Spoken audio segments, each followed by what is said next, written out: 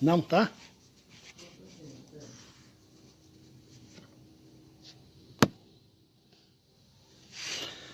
Olá pessoal, estamos aqui mais uma vez transmitindo ao vivo aqui, programa do Dr. Bartô. Hoje eu estou aqui meio de férias, primeira semana do ano novo, feliz ano novo para todo mundo. Hoje eu estou transmitindo de casa, então é a primeira vez aqui nesse celular novo que me indicaram e vamos ver se dá tudo certo.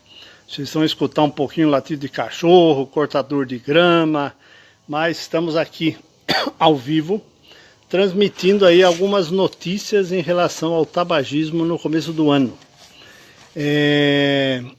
O que é importante em Portugal, esses trabalhos aqui foram Alberto Araújo, do Rio de Janeiro, que já no dia 2 de janeiro já começou a enviar para o Fórum de Tabagismo todas as notícias que saem no mundo sobre o tabagismo.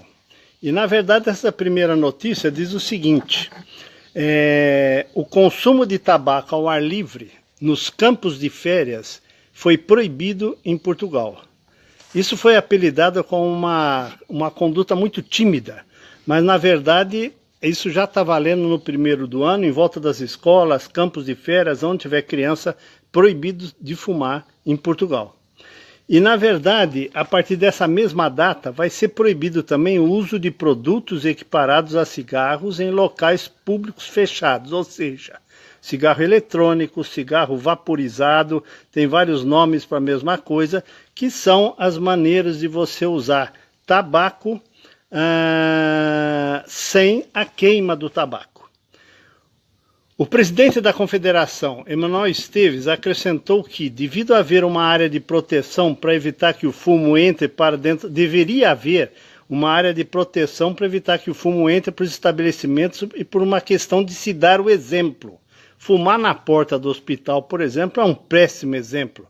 E, na verdade, essas notícias vêm alertar ainda para os novos produtos de tabaco que são vendidos em Portugal e em vários países do mundo, como o famoso cigarro eletrônico. Lá na Inglaterra, por exemplo, a empresa acaba dizendo que as pessoas que utilizam esses produtos foram expostas entre 50% e 90% menos produtos químicos nocivos em comparação com cigarros tradicionais. E eu gostei muito aqui do que está dizendo aqui o Emanuel Esteves, que diz o seguinte: veja, fumar o cigarro eletrônico seria como você escolher cair do 100º andar ou do 10º andar de um prédio. Ou seja, o cigarro eletrônico também apresenta componentes nocivos, apesar disso ser essa informação não ser a informação da indústria. Nós tivemos aqui uma série de reuniões na Associação Médica, na AMB, a Associação Paulista de Medicina, a Associação Médica Brasileira, discutindo a questão do tabaco, do cigarro eletrônico. E a indústria do cigarro aqui no Brasil pediu uma reunião com a gente. E nessa reunião veio um indivíduo que foi diretor da Anvisa, que deveria lutar contra esses produtos nocivos. Ele está trabalhando na indústria do tabaco, referendando que esse cigarro é menos nocivo do que os cigarros tradicionais. Isso foi um absurdo, nós não concordamos com isso. E, na verdade, saiu recentemente um artigo bastante importante que foi publicado no Pediatrics, aqui em 2017, dia 4 de dezembro, dizendo o seguinte: trajetórias de cigarro e uso convencional de cigarros entre os jovens. Então, foi um estudo dizendo o seguinte, que o consumo do cigarro eletrônico é comum entre os jovens, ele começa assim. A preocupação de que o uso do cigarro eletrônico leve ao futuro uso convencional de cigarros. Normalmente, o pessoal espalha a notícia de que o cigarro eletrônico é um método para ajudar o indivíduo a parar de fumar. E isso, na verdade, não é verdade. Então, esse é o primeiro trabalho que diz o seguinte: eles pegaram um pessoal em Connecticut, um estado lá dos Estados Unidos, e eles viram o seguinte, que As associações de concentração de nicotina de cigarro eletrônico, eles estudaram essas associações com níveis subsequentes de tabagismo e cigarro eletrônico em adolescentes. E o Nicholas Goldenson e colaboradores descobriram que as crianças que usavam cigarros eletrônicos de nicotina em nível maior eram mais propensas a progredir para cigarros não eletrônicos e também em níveis mais elevados de consumo de cigarro eletrônico do que as crianças que usaram cigarros eletrônicos de nicotina mais baixos. Ou seja, o cigarro eletrônico, esse estudo está mudando um pouco a ideia que a indústria do tabaco passa de que o cigarro eletrônico é um método eficaz para se parar de fumar. O que eles estão dizendo é que os jovens que fumaram cigarro eletrônico são mais propensos a usar o cigarro tradicional depois disso. Ou seja, as crianças, mesmo que as crianças não sigam cigarros, a nicotina dos cigarros eletrônicos ainda é ruim para eles. E o uso do cigarro eletrônico foi associado ao uso futuro do cigarro tradicional. Mas o uso do cigarro tradicional não foi associado ao uso futuro do cigarro eletrônico. Então, pesquisas futuras precisam examinar mecanismos através dos quais o cigarro eletrônico leva ao uso de cigarros. Os programas de regulação e prevenção de cigarros eletrônicos podem ajudar a prevenir o uso futuro de cigarros entre os jovens. Resumindo, se seu filho, adolescente, está tentando iniciar com o cigarro eletrônico, tome cuidado, porque esse pode ser um veículo para ele fumar cigarros tradicionais. Aqui no Brasil a luta continua também. Além desses cigarros tradicionais, aqui no Brasil tem uma luta sobre as substâncias que se colocam no cigarro para tirar o gosto do cigarro, são as essências. E esse indivíduo que trabalha hoje para Philip Morris aqui no Brasil, tá? Ele estava dirigindo essa reunião em Brasília, uma audiência pública, onde a gente queria tirar a essência do cigarro, a essência do tabaco. Por quê? A essência é que leva o indivíduo a facilitar o uso do cigarro. O jovem começa a fumar, não sente o gosto ruim do tabaco, porque ali tem essência. E, na verdade, muitos dizem que eles fumam narguilé, por exemplo, porque eles só têm essência ali, não tabaco. Isso é uma mentira. O tabaco está em todos esses mecanismos alternativos de se fumar. E nós, há 2 anos atrás, ganhamos a luta de retirada da essência do tabaco. Mas a indústria do tabaco, logicamente, reagiu e isso está no Supremo Tribunal Federal, que no final do ano passado foi iniciado o julgamento para discutir se vão permitir ou não a essência no tabaco.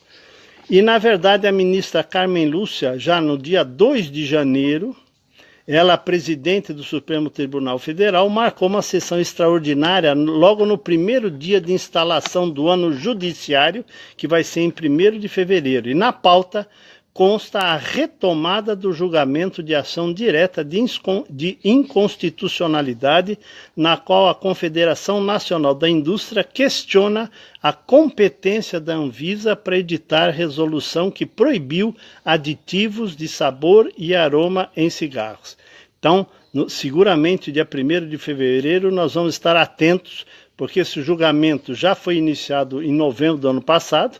A relatora, ministra Rosa Weber, leu o relatório da ação e foram ouvidas as sustentações orais das partes e dos amicicuri, nem sei o que é isso, mas abrangendo entidades ligadas à indústria tabagista e de combate ao uso do cigarro. Temos que estar atentos, porque a retirada da essência do tabaco é um fator de diminuição, de experimentação e dependência do tabaco entre os jovens. Um outro e-mail que o Alberto Araújo, meu amigo do Rio, mandou aqui para nós, é um e-mail de uma pessoa que parou de fumar, e isso é bastante importante nesse início de ano, porque a gente deixa para fazer o regime toda segunda-feira e a gente sempre prolonga a data para parar de fumar ou para parar de ser um binge drink, ou seja, beber em excesso. Então, o que a gente está vendo aqui nesse e-mail que foi mandado? Iniciar um ano com novas metas pode ser emocionante. Então, aproveite o início do ano, você que fuma, para tentar parar de fumar. E veja as dicas que a gente dá para isso, para que isso aconteça. Então, parar de fumar é uma resolução que muitos fumantes estabeleceram para si. Embora nem sempre seja fácil encontrar novas maneiras de se ajudar, mesmo a parar de fumar, por ser um bom começo. Então, escolher uma data específica como o dia de Ano Novo é uma ótima maneira de começar sua jornada a tornar-se sem futuro. Então, o exemplo do HU, nós tivemos a primeira reunião do ano no ambulatório em Tabajara do HU ontem, e eu perguntei ali para o pessoal quem que tinha fumado, quem que tinha tido uma recaída no começo do ano. E só um indivíduo ali, dos 15 que estavam ali, teve uma recaída e os outros mantiveram-se sem fumar. Inclusive comentaram que beberam alguma coisa, bebida alcoólica no início do ano, mas não fumaram, não retrocederam, já estão firmes, e a gente sabe que com o tempo isso vai ficando mais fácil, não fumar na presença dos outros. Então, na verdade, essa pessoa diz que quer ser uma inspiração para os outros deixarem de fumar, mesmo que seja apenas uma pessoa. Ela diz, é a sua saúde.